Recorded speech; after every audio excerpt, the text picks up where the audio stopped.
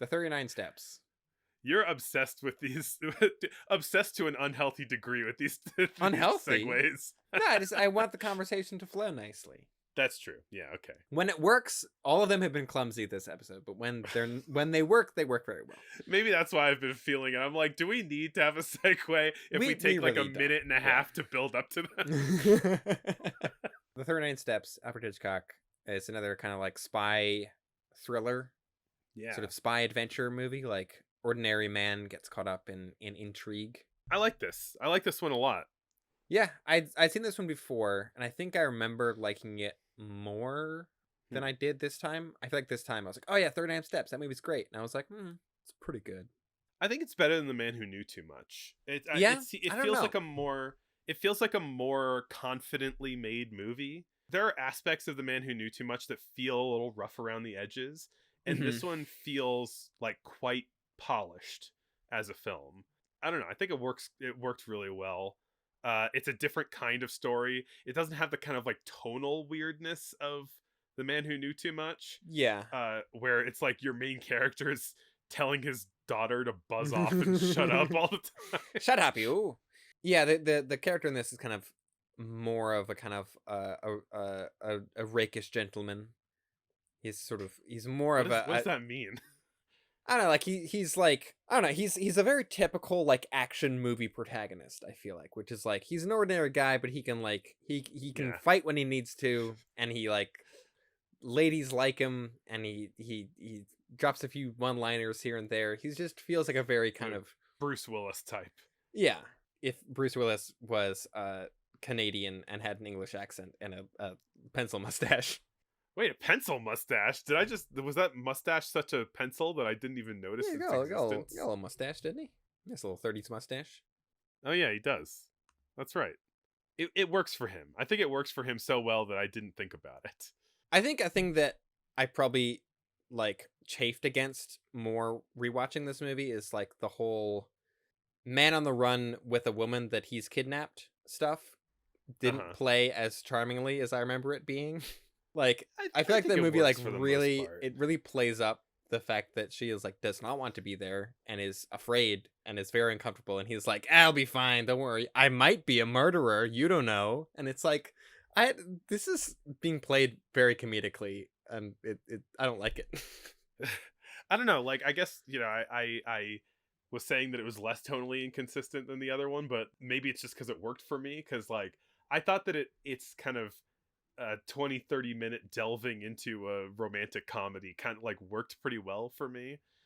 Maybe it's the fact that I just watched It Happened One Night, which is kind of a similar premise of like man and woman Yeah, who are like on the run and like dodging the cops kind of, yeah. and It's and not falling as for each other at the same time, and it's like that movie is so charming, and in this it's like it feels so much kind of like meaner, I guess, in a less yeah, fun way, yeah. in a more of a Hitchcock way where he's just like, this is creepy. I mean, I don't know if I've seen Hitchcock do comedy anywhere else.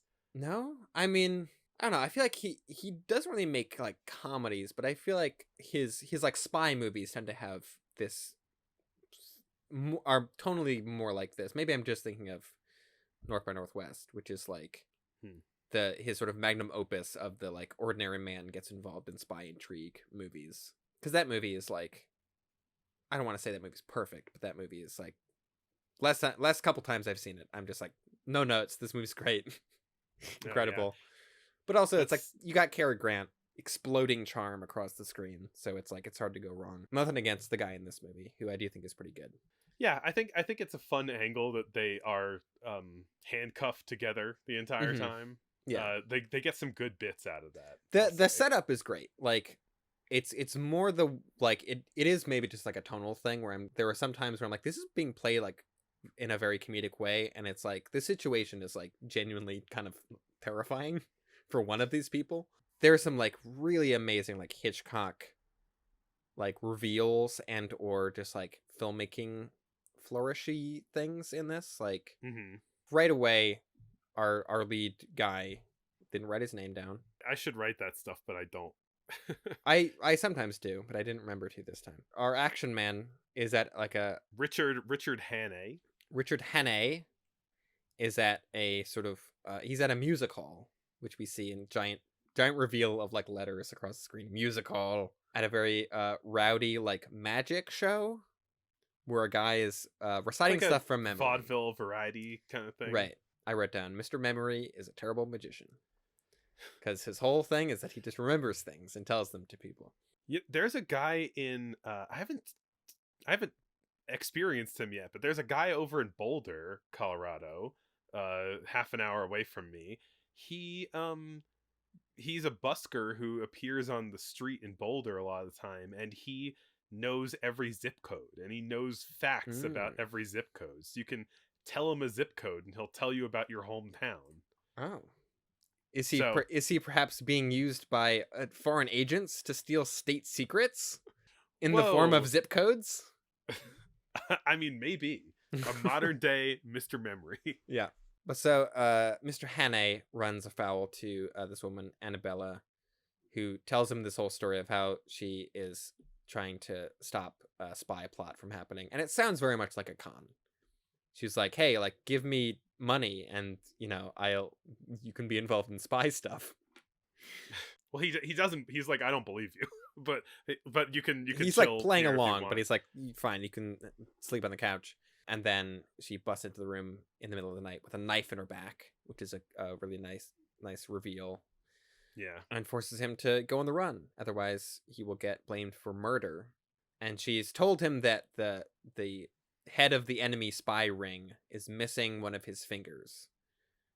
That's how you'll be able to tell who he is. He's like running from the police, and there's a guy who goes, "What's all this?" 'Cause I this love is- it. I love it when British guys say, "What's all this?" Yeah, right. Because it's like you think it's just They did it. a They funny did it joke in. thing. Invisible They Man, did it in right? Invisible Man too. Yeah. Yeah. But there's a thing where there's spies following him, and he has to get a guy to like let him go, and he's like, "Oh, there's those guys over there. They're spies. They're following me." And the guy's like, I don't believe you." He's like, "All right, you know what the truth is that I slept with this lady, and that's her husband across the street, and he's trying to catch me." And he's like, "Oh, in that case, go right ahead, carry on." He's staying in a hotel in this scene, and he's kind of like leaving the hotel, and there's a really fun part.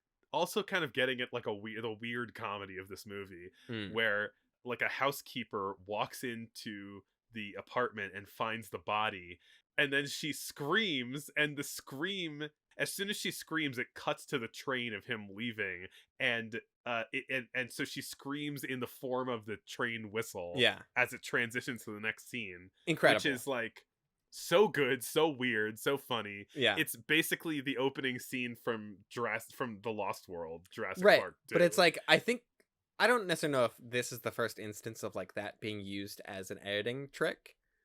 I mean, early sound certainly. But I think this is a notable enough use of it that things like Spielberg in The Lost World, or Ridley Scott in what's that movie, The House of Gucci, which I haven't seen, but I've seen just there's one little bit where Jared Leto screams and it's a car horn. I would not surprise me if either or both of those are sort of like direct kind of riffs on that bit from this movie. Oh yeah, it must be. But it's so- great. it's- Like it's so good. immediately after watching that, I'm like, I gotta put that in something. That's too good. It's too good. I gotta find some way of making money off of this. But while he's on the train, he's running from the police, and he does the classic forcibly kiss a woman to hide from the police trick. Yeah. Which then hilariously, she immediately is like, "Hey, police, over here! This guy is a criminal." It's a great thing. I mean, I think that whole dynamic works a little better for me, rather than feeling like this kind of gross, misogynistic thing, because she doesn't play along, like right. like in a normal movie, in many movies, in many stories, like she would get wrapped up and she would be like, "You're charming, I'm gonna help you out, I'll trust you for a second," but Right, in this movie yeah. she's just like, No, get out of here! Get away from me! he's like, please just don't give me up, it's like it's life or death, you don't Yeah. understand. There's spy stuff happening. She's like, whatever, man. Yeah. Bye. Hitchcock is very good at this sort of thing where it's like they're running through the train and they go through like the kitchen car, and there's like a waiter with a bunch of dishes that they have to like push past and like get around and not spill the dishes, and then they run into a train car that's full of dogs, and there's like dogs in The their dog way. car. Yeah. Every train has dog car. And it culminates in this like really cool like chase scene almost of like him getting on the side of the train and while it's moving and Yeah, like climbing along the side of the train while it crosses a bridge. which is like any movie with like a chase on a train, like people like running around and on top of a train is Yeah, the best. Snowpiercer. Snowpiercer, Mission Impossible, Dead Reckoning Part 1, Transporter 2. Transporter 3. Right, he got a map from Annabella leading to Scotland. So he knows he has to go somewhere in Scotland to prevent these vague state secrets from getting out. Very classic Hitchcock thing of like, what are they after? State secrets. What are they? Who cares? Classic MacGuffin thing. I don't even know if Hitchcock had... I don't know if he came up with the term MacGuffin or not, but he's definitely the person I think I most associate that with, of like a plot device that you don't actually need to know anything about. It doesn't matter. Oh. The bad guys I want it.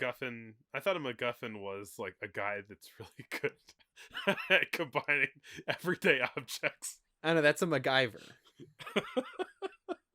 Oh, that was so dumb.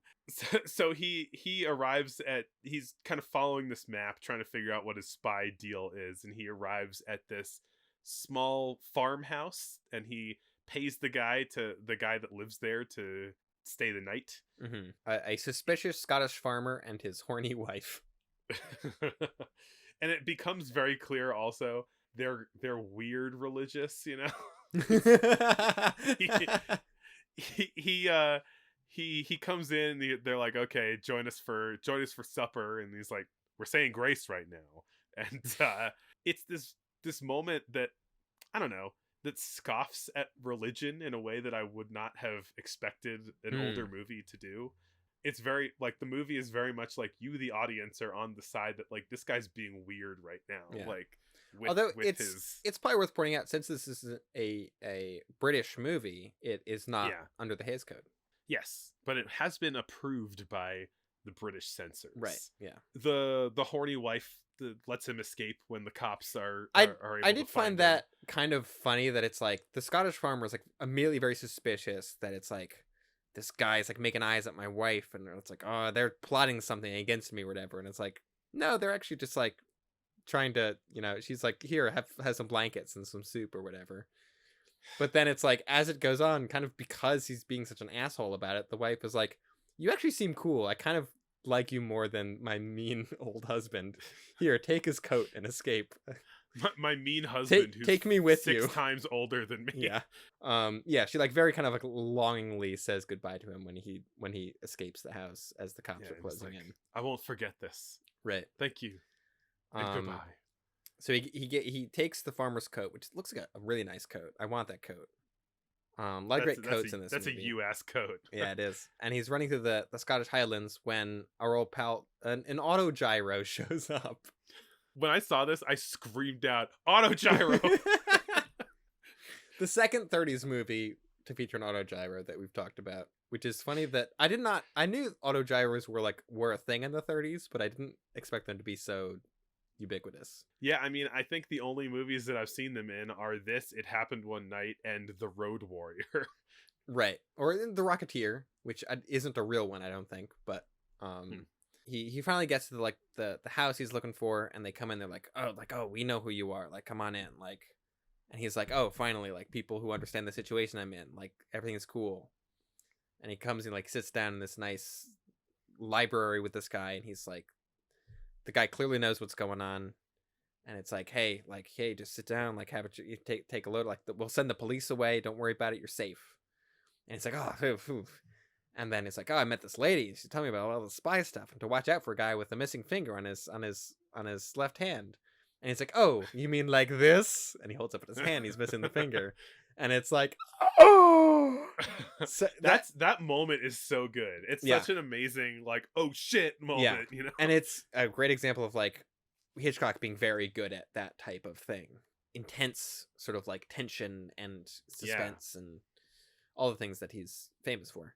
So then he's got to like escape from this place too. In addition to the police, he gets shot, but in a classic movie moment, he's got a book in his pocket that stops the bullet. Yeah, a Bible, no Yeah. less. Well, what else? What else is thick enough to stop a bullet?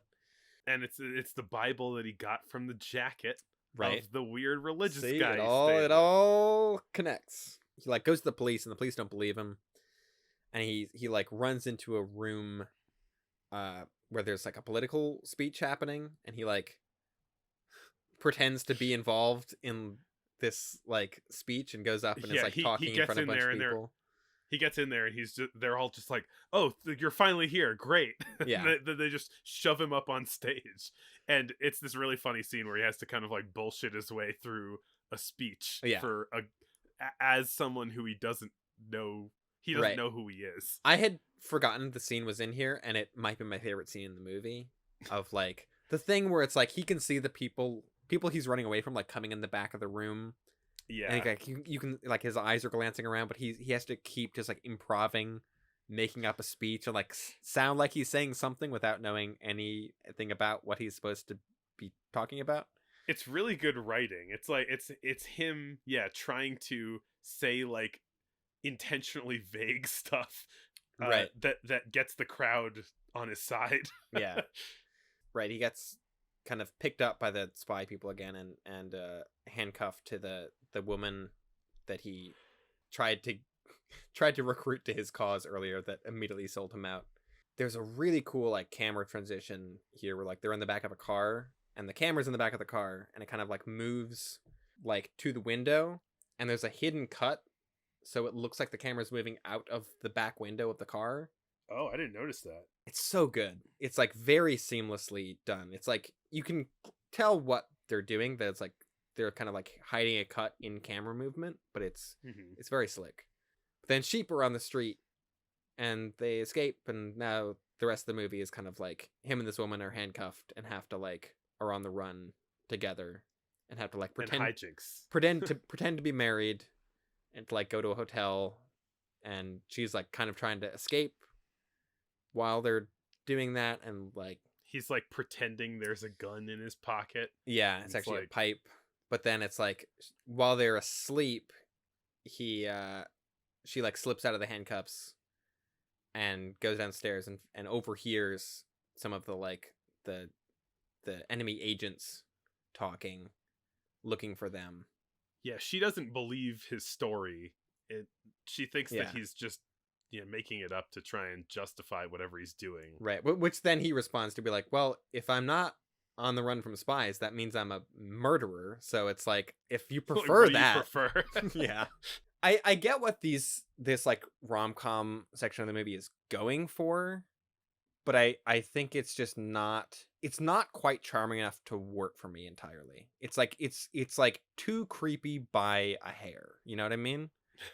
Yeah, I get it. I think some of that might just be Hitchcock being a weird pervy creep, which like in some of his movies is like kind of enriches the movie because it adds this like voyeurism and this like Yeah. playful kind of like meanness to it. But I feel like this stuff, I don't know, it's a little too, I don't know. My partner was pointing out that like this like two people who are supposed to fall in love get or hate each other or whatever get handcuffed to each other thing is Yeah. like an extremely common trope in like fan fiction, right? Oh, really? And like and like if you're thinking about Hitchcock in that kind of pervy way, then it's like, oh, maybe like this there is a reason why he's doing this.